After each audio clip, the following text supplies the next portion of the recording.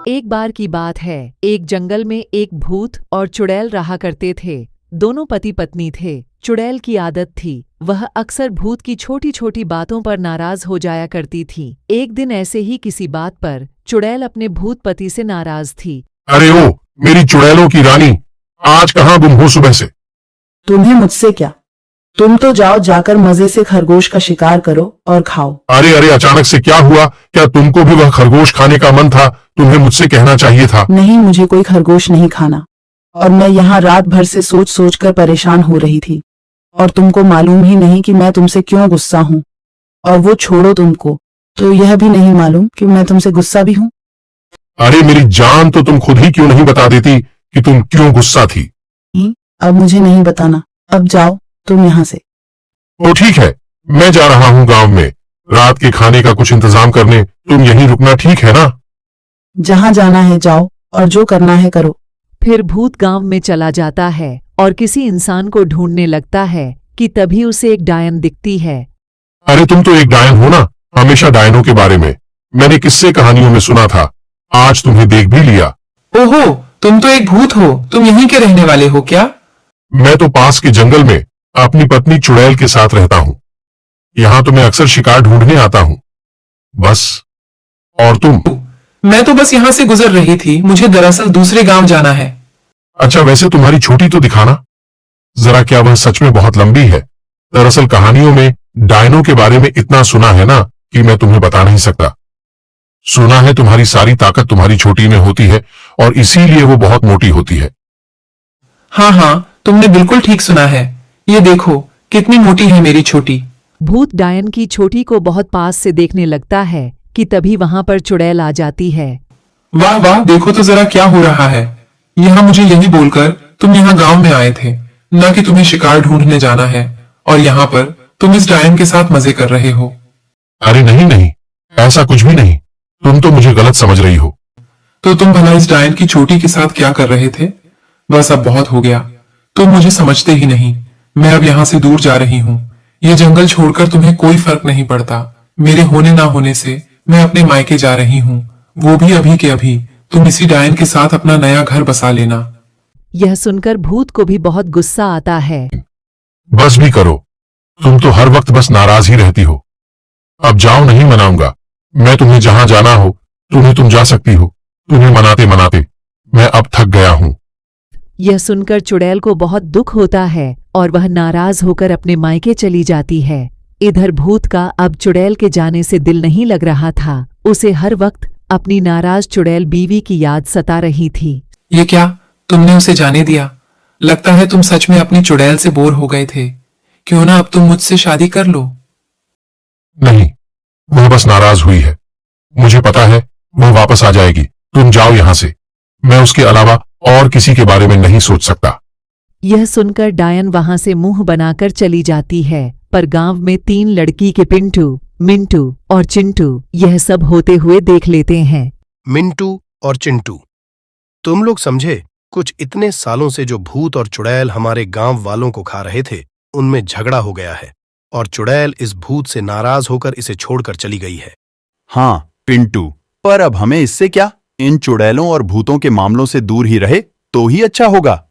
नहीं मिंटू, अगर चुड़ैल पहले से जा चुकी है, इसका मतलब यह है कि यह भूत अब अकेला है और हम इसे गांव वालों की मदद से मार मार कर इस गांव से दूर भगा सकते हैं। एकदम सही कहा चिंटू, तूने, मैं भी यही सोच रहा था। चल जल्दी से चलकर गांव वालों को सब बताते हैं, ताकि हम इस भूत के बच्चे को मार मार कर यहां से भगा दे। सोचना कितना मजा आएगा। तीनों दोस्त हंसते हैं और पिंटू, मिंटू, चिंटू गांव के सरपंच के घर की तरफ चल देते हैं। सरपंच के घर पहुंचकर सबसे पहले पिंटू कहता है, सरपंच जी, बहुत बढ़िया खबर लेकर आया हूं आपके लिए। अच्छा, भला वो क्या? दरअसल जिस चुड़ैल और भूत ने मिलकर आपकी दादी को और गांव के कई लोगों को खाया था, उनमें झगड़ा हो गया है और चुड़ैल नाराज होकर गांव छोड़कर भाग गई है। अब वह भूत एकदम अकेला है। हम चाहे तो उससे बदला ले सकते हैं अब। क्या क्या, सच में? अरे ये तो सच में बहुत ही अच्छी खबर है। हाँ सरपंच जी, हमने यह सब होते हुए अपनी आंखों से देखा है, आंखों से। अगर तुम लोगों की बात सच है तो मैं तुम लोगों को यह खबर लाने के लिए इनाम जरूर दूंगा। मैं कब से उस भूत और चुड़ैल से बदला लेना चाहता था। सभी लोग सोच में पड़ जाते हैं कि तभी चिंटू को एक आइडिया आता है। समझ गया कि हमें क्या करना है। हम सब डंडे वाले बाबा के पास चलते हैं और उनसे ऐसे डंडे लेकर आते हैं जिससे हम उस भूत को मार सके।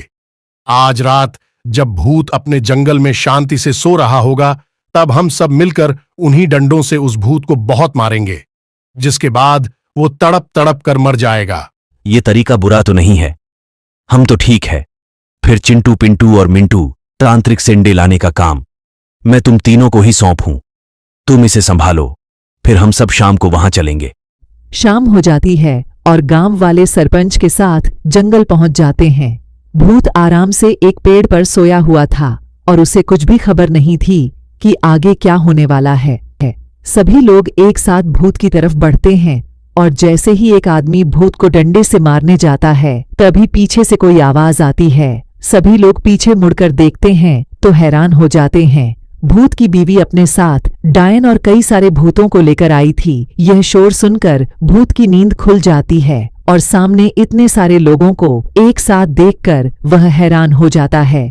तुम सबकी इतनी हिम्मत, तुमने सोचा भी कैसे कि तुम मेरे पति को मारोगे? मैं तुम लोगों को कच्चा जबा जाऊंगी। इतना कहकर चुड़ैल और भूतों ने गांव वालों पर हमला कर दिया और उनके सभी डंडे भी तोड़ दिए। सारे भूत गांव वालों को गिराकर मार रहे थे और भूत दूर खड़ा यह सब देख रहा था।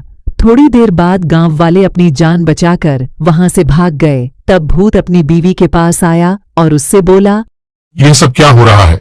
तुम तो अपने मायके चली गई थी ना, तो फिर तुम यहाँ वापस कैसे आई?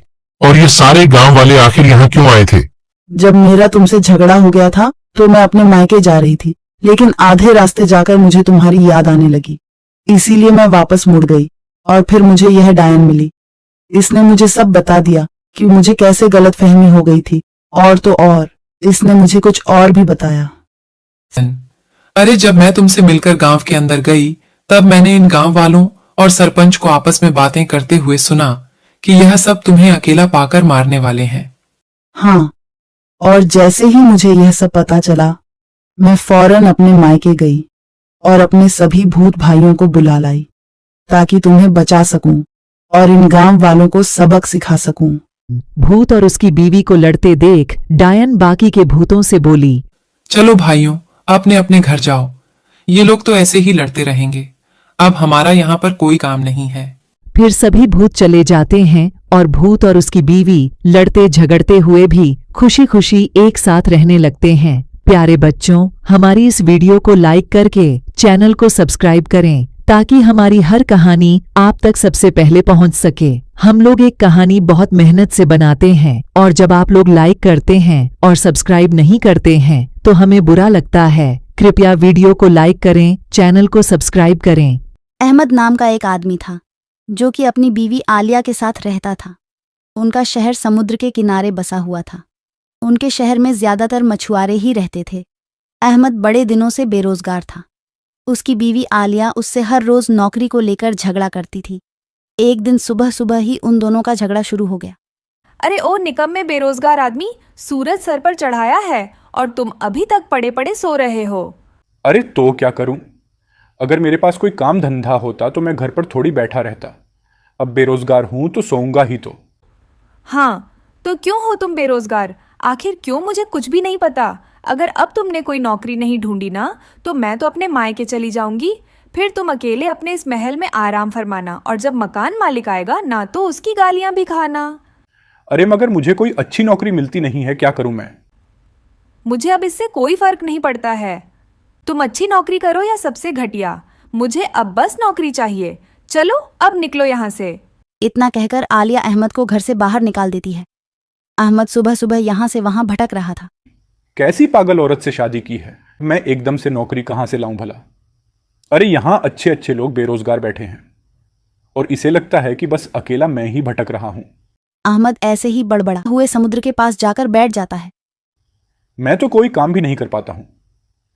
सच ही कहती है आलिया, मैं बहुत निकम्मा इंसान हूं। लगता है कि अब मैं घर वापस नहीं जा पाऊंगा। अरे नहीं, इस दुनिया में कोई भी निकम्मा नहीं होता, बस हमें एक मौके की तलाश होती है। अरे तुम कौन हो और तुम छुप छुप कर मेरी बात क्यों सुन रहे थे? देखो, ज्यादा जरूरी बात यह है कि मैंने सब सुन लिया है। और मुझे लगता है कि तुम्हें मेरी मदद की जरूरत है। मेरा नाम साहिल है और मेरे पास तुम्हारे लिए एक बहुत अच्छी नौकरी है। और तो और, तुम्हारी हालत को देखते हुए मैं तुम्हें आज से ही काम पर रख लूंगा। क्या क्या तुम सच कह रहे हो? हाँ हाँ, बिल्कुल सच। ठीक है, मैं एकदम तैयार हूं। बताओ मुझे क्या काम करना है। चलो अभी चलते हैं। वो देखो, वहां पर मेरी नाव खड़ी है। चलो चलकर उसमें बैठ जाते हैं। अहमद साहिल के साथ उसकी नाव पर बैठ जाता है। साहिल नाव को बहुत दूर तक ले जाता है और आखिर में उन्हें एक आइलैंड दिखाई देती है। अहमद और साहिल दोनों नाव से उतर जाते हैं और अहमद साहिल के पीछे पीछे चलने लगता है। आइलैंड काफी सुनसान लग रहा था और दूर दूर तक वहां कोई भी आदमी दिखाई नहीं दे रहा था। थोड़ी दूर तक चलने के बाद एक बहुत बड़ी फैक्ट्री आ जाती है। अरे यहाँ तो कितनी बड़ी फैक्ट्री है बाहर से। तो ऐसा लग रहा था कि ये आइलैंड एकदम सुनसान और वीरान है। यही तो कमाल है मेरे दोस्त। और अब से तुम्हें भी इसी फैक्ट्री में काम करना है। तुम्हें इस काम के लिए अच्छे दाम मिलेंगे। लेकिन याद रहे, तुम किसी को भी बता नहीं सकते हो कि तुम कहां और क्या काम करते हो। अच्छा, मगर मुझे काम क्या करना है? ज्यादा कुछ नहीं। हम यहां पर मछलियां पैक करने का काम करते हैं। हम यहां से मछलियों को बड़ी बड़ी कंपनियों को सप्लाई करते हैं। तुम्हें बस इतना करना है कि जितनी भी मछलियां आए उन्हें अच्छे से ढोकर और उनकी गिनती करके आगे बढ़ा दो। बाकी का काम करने के लिए हमारे पास पहले से लड़के हैं। ठीक है, यह काम तो मुझे अच्छा लग रहा है। मैं तैयार हूं। तो चलो फिर काम पर लग जाओ। और याद रहे, तुम्हें सुबह जल्दी आना होगा और शाम होते यहां से निकल जाना। शाम होने के बाद यहां किसी का भी रुकना मना है। और हां, यह भी ध्यान रहे कि तुम्हें यहां आते हुए भी कोई ना देखे। अहमद साहिल की हाँ में हाँ मिलाता है और अपने काम पे लग जाता है। काम करते करते शाम हो जाती है और वह वापस अपने घर निकल जाता है। घर जाके वह सारी बात आलिया को बताता है और वो भी बहुत खुश हो जाती है। आखिरकार अहमद और आलिया एक सुकून भरी जिंदगी बिताने वाले थे। अगले दिन अहमद सुबह सुबह ही अपने काम पर निकल गया। फैक्ट्री पहुंचकर वह मछलियों को ढोकर उनकी गिनती करके उन्हें आगे बढ़ाने लगा। अहमद अपना काम कर ही रहा था कि तभी साहिल वहां पर आ जाता है। और अहमद, काम कैसा चल रहा है? अरे बहुत अच्छा। साहिल भाई, आपका बहुत बहुत शुक्रिया जो आपने मुझे इतना अच्छा काम बताया। वैसे मैं एक बात जानना चाहता हूं, ये आइलैंड इतना सुंदर है तो ये पूरा खाली क्यों पड़ा हुआ है? आखिर यहां पर कोई आता जाता क्यों नहीं है? बहुत अच्छा सवाल है तुम्हारा अहमद। दरअसल जिस आदमी की यह फैक्ट्री है उसे खाली इलाका चाहिए था ताकि वह बिना किसी के रोक टोक के अपना काम कर सके। इसीलिए उन्होंने इस आइलैंड को चुना अपनी फैक्ट्री को बनाने के लिए। और उन्होंने आसपास के इलाकों में यह अफवाह फैला दी कि यह आइलैंड भूतिया है। बस भूत के डर से कोई भी यहां आता जाता नहीं है। वाह, यह तो बहुत अच्छा तरीका था।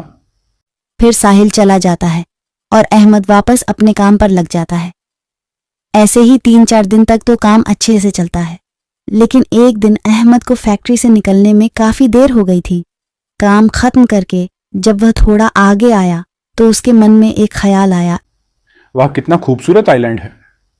ये चलो आज यहां पर थोड़ा घूम लेता हूं। वैसे भी मेरा काम तो खत्म हो ही गया है, अब घूमने में क्या बुराई। यह सोचकर अहमद आइलैंड में यहां वहां घूमने लगा। घूमते थे वह फैक्ट्री के एकदम पीछे पहुंच गया। वहां जाकर उसने कुछ ऐसा देखा कि उसके होश ही उड़ गए। फैक्ट्री के पीछे मछलियों में छुपाकर हीरे मोतियों की तस्करी हो रही थी। सारी मछलियों को एक बड़े से हेलीकॉप्टर से कहीं दूर पहुंचाया जा रहा था। साहिल भी वहीं खड़ा होकर यह सारा काम करवा रहा था। अहमद वहां से भागने लगता है लेकिन साहिल उसे देख लेता है। और उसके कुछ आदमी मिलकर अहमद को पकड़ लेते हैं। अहमद बार बार अपनी जान की भीख मांगता है लेकिन साहिल और उसके आदमी उसे मार देते हैं। अहमद मरते ही एक भूत में तब्दील हो जाता है। इन लोगों ने मेरे साथ अच्छा नहीं किया। एक तो यह लोग पहले से इतना गलत काम कर रहे थे और ऊपर से इन्होंने मुझे मार भी दिया। अब मैं इन्हें छोड़ूंगा नहीं, मैं अपना बदला लेकर रहूंगा। अहमद का भूत फैक्ट्री के अंदर घुस जाता है। रात काफी हो चुकी थी और साहिल के साथ साथ तस्करी करने वाले वर्कर्स फैक्ट्री में ही सोने जा चुके थे। अहमद को तभी वहां पर कुछ और भूत भी दिखाई देते हैं। तुम लोग कौन हो? हम यहां पर पहले काम करते थे और इन लोगों ने हमें मार डाला। लेकिन तुम कौन हो? मुझे जहां तक याद आ रहा है मैंने तुम्हें कल परसों यहां पर काम करते हुए देखा था। क्या हुआ तुम्हारी ये हालत कैसे हो गई? मैं समझ गया हूं। ये लोग भोले भाले लोगों को यहां काम करने के लिए लाते हैं और जैसे ही उन्हें सब सच पता चल जाता है ये लोग उन्हें मार देते हैं। तो क्या इन लोगों ने तुम्हें भी मार दिया? हाँ, लेकिन मैं ऐसे शांत नहीं बैठूंगा और ना ही तुम सबको बैठना चाहिए। हमें इनसे अपनी मौत का बदला लेना चाहिए और इन्हें यह गलत काम करने से रोकना चाहिए। तुम बिल्कुल ठीक कह रहे हो, मैं तुम्हारे साथ हूं। मुझे भी अपनी मौत का बदला लेना है। धीरे धीरे सभी भूत अहमद के साथ मिल जाते हैं और वह लोग आसपास रखे हुए बक्सों को उठाकर यहां वहां फेंकने लगते हैं। शोर सुनकर सभी लोग जाग जाते हैं। बक्सों के अंदर जितनी भी मछलियां थीं वह बाहर आ जाती हैं। अहमद ने यह सब देखा था और उसे एक आइडिया आता है। वह सभी मछलियों पर अपना जादू कर देता है। इससे मछलियां अपने आकार को बढ़ाने लगती हैं और यह देखकर सारे आदमी डर जाते हैं। अहमद और बाकी के भूत अपनी आवाज भारी करके बोलने लगते हैं और उनके जादू की वजह से ऐसा लग रहा था कि जैसे आवाज मछलियों से आ रही है। बहुत कर ली तुमने, अपने हीरे मोतियों की तस्करी। हम सब मासूम मछलियों को मारकर तुमने बहुत माल कमाया है। अब वक्त आ गया है कि तुम हमारे पेट में जाओ। क्या? नहीं नहीं, ऐसा मत करो, हमें मत खाओ, हमें छोड़ दो, जाने दो। अरे भला हम क्यों तुम्हें जाने दें? एक तो तुम गलत काम कर रहे हो, ऊपर से मासूम लोगों की जान भी ले रहे हो। हमने सब कुछ देखा है, हम तुम लोगों को ऐसे नहीं छोड़ सकते। तुम्हारे गुनाहों की बस एक ही सजा है और वो है मौत। हमें माफ कर दो, हमें मत मारो। हम अपनी गलती मानते हैं और हम अभी के अभी पुलिस को सारी खबर दे देंगे। हम सारे गलत काम छोड़ देंगे और इस फैक्ट्री को भी बंद कर देंगे। बस हमें मारना मत। तो ठीक है, अभी के अभी पुलिस को फोन करके यहां बुलाओ और अपने सारे जुर्म कबूल करो, तभी हम तुम्हारी जान बख्श देंगे। पर अहमद का भूत बहुत खुश हो जाता है। सभी आदमी डर के मारे पुलिस को बुला लेते हैं और सब कुछ बता देते हैं। पुलिस फैक्ट्री को बंद कर देती है और साहिल को भी अरेस्ट कर लेती है। प्यारे बच्चों, हमारी इस वीडियो को लाइक करके चैनल को सब्सक्राइब करें, क्योंकि ऐसी एक कहानी बनाने में बहुत ज्यादा मेहनत लगती है। और जब आप लोग लाइक करते हैं और सब्सक्राइब नहीं करते हैं तो हमें बहुत बुरा लगता है। कृपया वीडियो को लाइक करें और चैनल को सब्सक्राइब करें। रामपुर में एक बहुत ही बड़ी जेल थी, पर वह एक और चीज के लिए काफी मशहूर थी और वह था उसका सेल नंबर 2। और जब वहां रणजीत ठाकुर आते हैं नया इंस्पेक्टर बनकर, तो सारे हवलदार उन्हें सेल नंबर 2 के बारे में बताने लगते हैं। अरे सर, आप नए नए हैं यहाँ, इसीलिए आपको इस सेल नंबर 2 के बारे में नहीं पता हो। लेकिन यह बहुत ही खतरनाक सेल है और यहाँ किसी कैदी को नहीं रखा जाता। आखिर क्या है इस सेल नंबर 2 में? ऐसा तो हम जो पूरे ताल्लुका में इसकी इतनी चर्चा है। सर कहते हैं यहाँ एक बार एक पति पत्नी को सजा हुई थी और अचानक उनकी मौत भी हो गई थी, इसीलिए तब से यह सेल नंबर 2 स्थापित हो गया है। कई सारे कैदियों को इस सेल से भयानक आवाजें भी सुनाई देती हैं। तुम सब इस जमाने में भी इन सब चीजों पर विश्वास करते हो? सर, मैं सच कह रहा हूं, यह सेल सच में शापित है। यहां इस सेल में एक भूत और चुड़ैल की आत्मा कैद है। मैं इन सब में बिल्कुल नहीं मानता, समझे? भूत चुड़ैल जैसा कुछ भी नहीं होता। सर, मैंने कहा ना, मैं इन सब में नहीं मानता। इसीलिए आज जो यह 2 चोरों को पकड़ा है, मैंने इन्हें इस सेल नंबर 2 में डाल दो। अरे साहब, पूरा तालुका जानता है इस सेल नंबर 2 के बारे में। यहाँ भूत चुड़ैल का साया है, हमारे साथ ऐसा मत कीजिए। हाँ साहब, बाप, हमें चाहे कड़ी से कड़ी सजा दीजिए, लेकिन हमें इस सेल में मत डालिए। ये तुम्हें चोरी करने से पहले सोचना चाहिए था। अब भुगतो अपनी सजा, पाटिल, डाल दो इन्हें जेल में। अरे मर गए। अरे हवालदार साहब सुनिए, अरे सुनिए, हमें यहां मत डालिए, हमें यहां से निकालिए। अरे आज के बाद मैं कभी चोरी नहीं करूंगा। अरे सुनिए तोरो साहब, आज के बाद कोई बुरा काम नहीं करेंगे, बस हमें इस जेल से निकाल दीजिए। अच्छा है, इन भूत चुड़ैल के कारण अब यह दोनों कम से कम चोरी करना तो छोड़ ही देंगे। रंजीत पढ़ा लिखा अफसर था। वो इन सबू और चुड़ैल की बातों में विश्वास नहीं करता था, इसलिए उसे जेल में कैद भूत चुड़ैल के किस्से पर विश्वास नहीं था। पर उस जेल में रह रहे कैदियों को अब बहुत डर लगने लगा था। अरे मुझे तो बहुत डर लग रहा है, रात हो गई है और इस अंधेरे में मेरी हालत ही खराब हो रही है। सच कहाँ भाई, मेरी तो डर के मारे धड़कनें ही तेज हो रही है। दोनों चोर आपस में बातें कर ही रहे थे कि वहां भूत और चुड़ैल आ जाते हैं। तुम कहो तो मैं तुम्हारी धड़कनें रोक देता हूँ, फिर तेज भी नहीं होंगी। हाँ, वैसे भी हमने कई दिनों से किसी इंसान को नहीं मारा। आज तुम दोनों यहाँ आ ही गए हो तो। अरे बचाओ, अरे बचाओ। हवलदार साहब, दरोगा साहब कहाँ हैं? अरे हमें यहाँ बंद करके कहाँ चले गए? कोई निकालो, हमें यहाँ से, ये भूत और चुड़ैल हमें आ जाएंगे। क्या कहती हो इसका? पहले खून पीऊं या हड्डियां तोड़ दूं? अरे माफी मांगते हैं भूत जी, चुड़ैल जी, आज के बाद हम कभी चोरी नहीं करेंगे। हाँ, सच में हमें माफ कर दीजिए। आज के बाद हम कभी ऐसा कुछ नहीं करेंगे। पर आज इतने दिनों बाद कोई कैदी हमारे पास आए हैं। आज तो तुम दोनों नहीं बच सकते हमसे। तुम दोनों बताओ क्या करें, हम तुम्हारे साथ। चोर भूत और चुड़ैल की बातें सुनकर बेहोश हो जाते हैं और जब उन्हें होश आता है तब रंजीत उनके सामने होता है। अरे अरे, आप सब कहाँ रह गए थे? आपको पता भी है उस जेल में भूत और चुड़ैल हमारा खून पीने वाले थे। हमारी तो हालत ही खराब हो गई थी। उन दोनों को देख के हमें उस जेल में मत डालिए। हम नहीं रह सकते उस जेल में। क्या तुम्हें वो भूत और चुड़ैल दिखे थे? अरे और नहीं तो क्या। आपको क्या लगता है हम बेहोश क्यों हो गए थे? दरोगा साहब, आपसे विनती है, हमें उस जेल नंबर 2 में मत डालिए। हम कहीं भी रह लेंगे पर वहां नहीं। ऐसा कैसे हो सकता है? भूत और चुड़ैल जैसी कोई चीज नहीं होती। अरे आप मानते क्यों नहीं? एक काम करिए, आप खुद वहां रहकर देख लीजिए। आपको जिसे वहां रखना हो रख लीजिए, बस हमें जाने दीजिए। चुप करो, तुम दोनों साहब क्यों वहां रहेंगे? अगर मुझे सच का पता लगाना है तो मुझे वहां एक रात रुकना ही होगा। ये आप कैसी बातें कर रहे हैं सर? आप वहां कैसे रुक सकते हैं? उस भूत चुड़ैल ने आपको कुछ कर दिया तो? अगर वो दोनों सच में हैं तो मुझे जानना है कि उनका मकसद क्या है, और अगर वहां कुछ नहीं हुआ तो यह साबित हो जाएगा कि भूत और चुड़ैल जैसा कुछ भी नहीं होता। रंजीत ने यह ठान लिया था कि वह सच का पता लगाकर रहेगा। उस रात उसने जेल नंबर 2 में रहने का फैसला किया। रात के करीबन 2 बज रहे थे और उसे भयानक हंसी की आवाज आने लगी। ये कैसी हंसी है? कौन है यहाँ? जिसीस, तुम मिलना चाहते हो और सोचते हो कि भूत चुड़ैल कुछ होता ही नहीं। मैं इतना कमजोर नहीं। सामने आओ। क्या हुआ? यकीन नहीं हो रहा है कि सच में भूत और चुड़ैल होते हैं। कहीं ऐसा ना हो हम सामने आए और तुम बेहोश हो जाओ, क्योंकि हम इतने भयानक कि तुम हमें देख भी नहीं पाओगे। रंजीत की ललकार सुनकर वह भूत और चुड़ैल सामने आ जाते हैं और रंजीत उन्हें देखकर दंग रह जाता है। बड़ी बहादुरी से कहते थे कि भूत और चुड़ैल जैसा कोई नहीं होता। इसका मतलब यह सब सच है कि आप दोनों ने इस जेल नंबर 2 पर कब्जा कर रखा है। क्यों कर रहे हो तुम दोनों? सबसे पहले हम दोनों इस जेल में आए थे और हम दोनों की इस जेल में मौत हो गई थी। तब से हमें कैद है। तुम दोनों जीते हुए भी बुरे काम करते थे और मरने के बाद भी तुम दोनों यही कर रहे हो। नहीं, हमने कोई गलत काम नहीं किया था, हमें फंसाया गया था।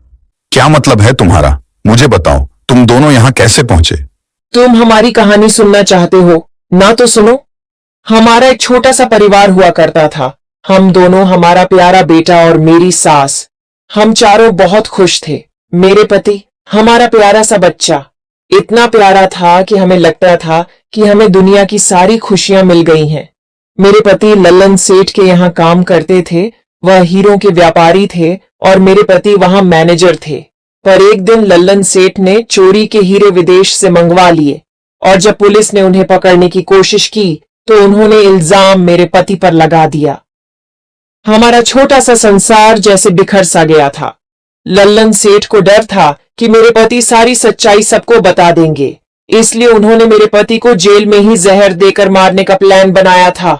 उस दिन मैं इनसे जेल में मिलने आई थी। पुलिस वालों ने मिलकर इनके खाने में जहर मिला दिया। मैं यह सदमा बर्दाश्त नहीं कर सकी और मैंने भी वह जहर वाला खाना खा लिया।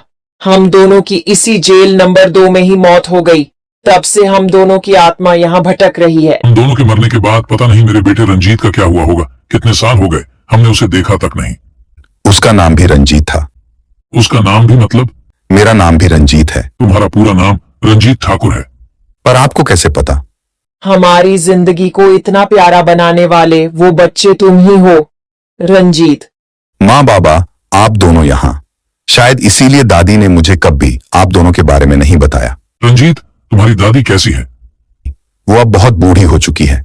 बाबा पर उन्होंने मुझे बहुत प्यार से पाला और एक पुलिस ऑफिसर बनाया जिससे मैं किसी भी बेगुनाह को सजा न भुगतने दूं।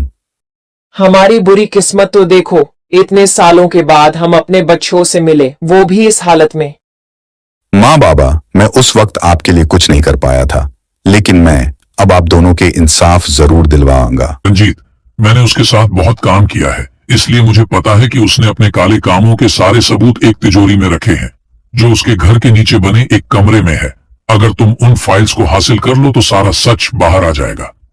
आप चिंता मत कीजिए बाबा, आपका ये बेटा आप दोनों को इंसाफ जरूर दिलाएगा। रंजीत ने अपने माता पिता को इंसाफ दिलाने के लिए ललन सेठ के यहाँ सर्चिंग वारंट जारी कर दिया। उसने ललन सेठ के घर को नना शुरू कर दिया।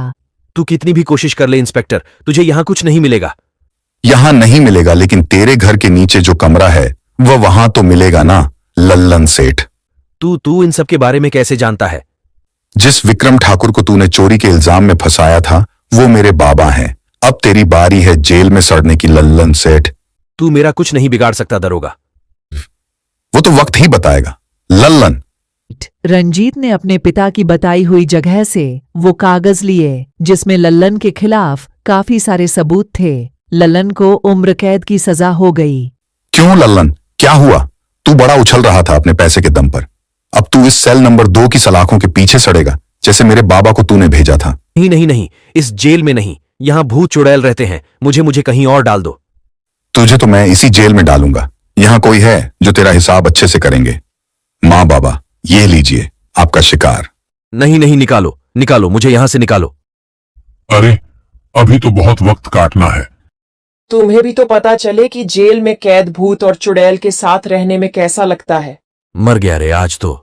प्यारे बच्चों, हमारी इस कहानी को लाइक करके चैनल को सब्सक्राइब करके, क्योंकि ऐसी एक कहानी बनाने में बहुत ज़्यादा मेहनत लगती है। आप लोग लाइक और सब्सक्राइब नहीं करते हैं तो हमें बहुत ज़्यादा बुरा लगता है, तो फटाफट लाइक और सब्सक्राइब करिए। एक समय की बात है जब एक गांव में सब लोग दिवाली की तैयारियों में लगे हुए थे। हर कोई दिवाली के त्योहार के लिए बड़ा ही उत्साहित था। उसी गांव में एक परिवार रहता था जिसमें महेश, उसकी पत्नी मीरा और उनके 2 बच्चे संजू और मंजू रहते थे। संजू और मंजू को पटाखे फोड़ने का बड़ा ही शौक था। वह हर साल दिवाली पर अपने पापा से ढेर सारे पटाखे मंगवाते थे। इस साल भी उनको अपने पटाखों का बेस से इंतजार था, पर अभी तक उनके पापा उनके पटाखे नहीं लाए होते। एक रात जब महेश काम से घर लौटता है तब दोनों बच्चे उससे चिपक जाते हैं और पटाखों की जिद करने लगते हैं। अरे थोड़ा सब्र रखो। ऐसा कभी हुआ है क्या कि मैं तुम्हारे लिए पटाखे ना लाया हूँ? तो फिर तुम दोनों किस बात की चिंता कर रहे हो? हाँ पापा, बस अभी तक हमारे ही पटाखे नहीं आए हैं। अरे इन्होंने पूरा दिन मेरा दिमाग खाया है। आप बस कल जाकर इनको पटाखे दिला लाओ। ठीक है, हम कल ही पटाखे लेने जाएंगे। अब खुश? हाँ पापा। संजू और मंजू बड़ी खुश हो जाती हैं और अगले दिन अपने पापा के साथ पटाखे लेने एक दुकान पर जाती है। भैया, मेरी बेटियों को जो पटाखे चाहिए वो दे दो। अंकल, मुझे वो फुलझड़ी और अनार का पैकेट चाहिए। दुकान वाला दोनों को उनकी पसंद के पटाखे पैक करके दे देता है और अपने पटाखे दिवाली के लिए संभाल कर रख देती है। अब परसों दिवाली है तो इनको परसों ही निकालना समझी। तुम लोग पहले से पटाखे फोड़ना शुरू कर देते हो। ठीक है माँ, हम पहले से पटाखे नहीं जलाएंगे। अब रात को संजू अपने पटाखे निकालकर उनको देखने लगती है। इस बात पर मंजू उस पर गुस्सा करती है। माँ ने मना किया है ना कि पटाखे दिवाली पर ही जलाने हैं। अरे एक रॉकेट जलाने से कुछ नहीं होगा, बस एक रॉकेट। प्लीज माँ को मत बताना। चलना, छत पर चलते हैं। अरे पर माँ को पता लग गया ना तो बहुत डांट पड़ेगी। अरे वो कब की थक कर सो चुकी है, वो अब नहीं उठने वाली। ठीक है, पर अगर माँ को पता लगा तो मैं बोल दूंगी कि तूने मुझे बोला था। हाँ, डरपोक। ठीक है। दोनों बहनें रॉकेट लेकर छत पर जाती हैं और एक बोतल में लगाकर उसे जला देती हैं। देखो वो गया मेरा रॉकेट। दोनों बहनें खुशी से उछल रही होती हैं, पर उनका रॉकेट सीधा एक पेड़ में जा घुसता है जिस पर एक चुड़ैल मजे से सो रही होती है। रॉकेट बिल्कुल उसके पास आकर फूटता है, जिसकी वजह से वह एकदम डर कर उठ जाती है। यह क्या है? अब किसने किया है? मैं अभी बताती हूँ। चुड़ैल उठकर देखती है, पर तब तक संजू और मंजू वहां से जा चुकी होती हैं। चुड़ैल को बड़ा गुस्सा आ रहा होता है। पता नहीं किसने ये रॉकेट मेरे ऊपर छोड़ा है। कल भी किसी ने मेरे ऊपर रॉकेट छोड़ा था। चुड़ैल के पास बार बार कोई न कोई रॉकेट बम आकर अटक जाता है और वह इससे बड़ी परेशान हो जाती है। अब चुड़ैल को गुस्सा आ जाता है और वह गुस्से में रॉकेट चलाने के पास जाती है। वह बड़े ध्यान से सबको रॉकेट चलाती देखती है और फिर वापस आ जाती है। क्या छोटे छोटे से रॉकेट बम हैं इनके? अब मैं भी अपना रॉकेट बम तैयार करूंगी और जब वह फूटेगा ना तब पता चलेगा इन सबको। चुड़ैल अपना रॉकेट बम बनाना शुरू कर देती है और सबसे बड़ा रॉकेट बम बनाकर तैयार करती है। ये बन गया मेरा रॉकेट बम। अब बताती हूँ तुम सबको। तुमने मुझे बड़ा परेशान किया, पर अब मेरी बारी है। मेरा ये एक रॉकेट बम तुम्हारे सारे बम पर भारी पड़ेगा। चुड़ैल अपने रॉकेट बम को झाड़ियों में छुपा देती है और दिवाली आने का इंतजार करने लगती है। 2 दिन बाद दिवाली आ जाती है। सब लोग दिवाली की तैयारी में लग जाते हैं। संजू और मंजू भी सुबह से तैयार होकर घूम रही होती हैं। अरे लड़कियों, जरा मेरी मदद कर दो। मैं सुबह से लगी पड़ी हूँ घर की सजावट में और तुम दोनों सुबह से तैयार होकर घूम रही हो। ठीक है माँ, हम भी आपकी मदद करेंगे। माँ, रात कब होगी? हमको पटाखे फोड़ने हैं। अरे पहले मेरे साथ ये सब काम करवाओ, फिर शाम को हम लक्ष्मी पूजा करेंगे और फिर उसके बाद हम सब मिलकर पटाखे फोड़े, ठीक है? हाँ ठीक है माँ। शाम को पूजा करके संजू और मंजू अपने अपने पटाखे लेकर घर के बाहर आ जाती हैं। अरे अभी तक हमारे दोस्त तो आए ही नहीं, तो चल पहले उनको बुलाकर ले आते हैं और फिर उसके बाद सब मिलकर पटाखे जलाएंगे।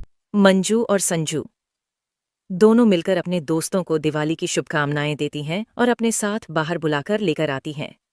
बाकी पड़ोसी भी जब तक अपने अपने पटाखे लेकर बाहर आ जाते हैं। अब सब पटाखे जलाना शुरू करते हैं। संजू और मंजू भी अपने अपने पटाखे जलाने लगती हैं।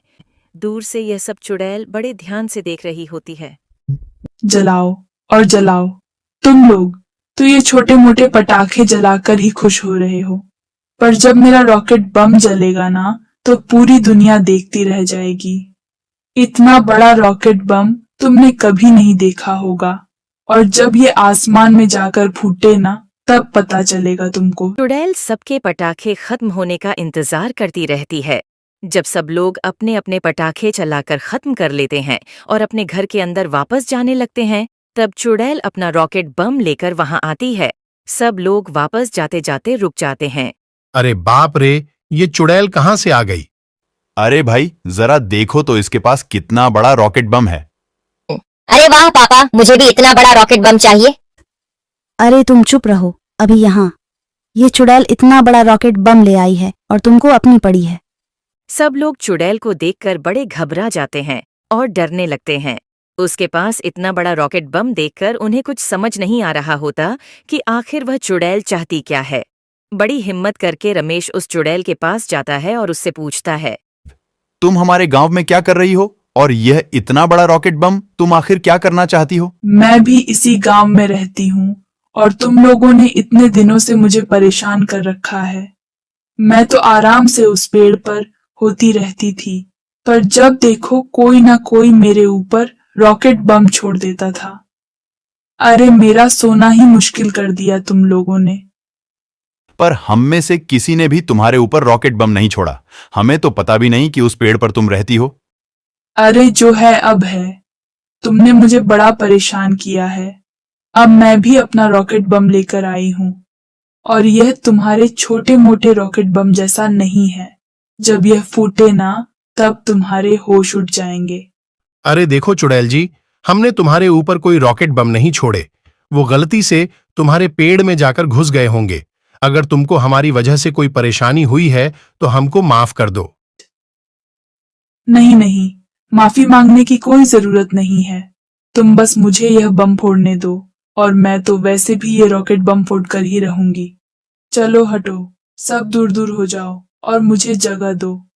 चुड़ैल किसी की एक नहीं सुनती और अपना बड़ा सा रॉकेट बम गांव के बीचों बीच ले जाकर खड़ा कर देती है। अब सब लोग डर जाते हैं कि अगर ये रॉकेट बम फूटा तो कोई बहुत बड़ी तबाही हो जाएगी, पर चुड़ैल अपनी बात पर अड़ी रहती है। वह किसी की एक सुनने को तैयार नहीं होती। सब लोग उसके आगे हाथ पैर जोड़ने लगते हैं, पर चुड़ैल को तो बस अपना रॉकेट बम दिखाई दे रहा होता है। अरे तुम लोग अब मुझे परेशान करना बंद करो। तुम लोग शाम से पटाखे जला रहे हो, तो क्या किसी ने तुमको आकर रोका या मैंने तुमको कुछ कहा? तो फिर तुम मुझे दिवाली क्यों नहीं मनाने दे रहे? मैं भी दिवाली मनाऊंगी और मैं भी अपना रॉकेट बम जलाऊंगी और ऐसा करने से मुझे कोई नहीं रोक सकता। चुड़ैल रॉकेट बम के पास एक जलती हुई मोमबत्ती लेकर पहुंच जाती है। अब सब लोग पीछे हट जाते हैं। सबके सब डरे हुए होते हैं। चुड़ैल रॉकेट बम में आग लगा देती है। रॉकेट बम तेजी से आवाज करता हुआ आसमान में जाता है और फिर जोरदार धमाके के साथ पूरे आसमान में जगमगाहट हो जाती है। लोगों की आंखें इतना सुंदर दृश्य देखकर खुली की खुली रह जाती हैं। आसमान से सितारों की तरह चिंगारी नीचे गिरने लगती है, पर जमीन पर गिरते ही वह मिठाई और चॉकलेट्स में बदल जाती है। बच्चे इतनी मिठाई और चॉकलेट्स देखकर खुशी से पागल हो जाते हैं। देखा, मैंने कहा था ना, मेरा रॉकेट बम जैसा किसी का बम नहीं हो सकता। हाँ, देखो तो बच्चों को कैसे चॉकलेट्स और मिठाइयों के मजे ले रहे हैं। मैंने तो पर ऐसा कुछ नहीं कहा था कि मुझे किसी का कोई नुकसान करना है। जब बार बार मेरे पास तुम लोगों के रॉकेट बम आने लगे तो मुझे तो बड़ा गुस्सा आया कि तुम सबको अच्छा सबक सिखाऊं, और मैं आई भी थी।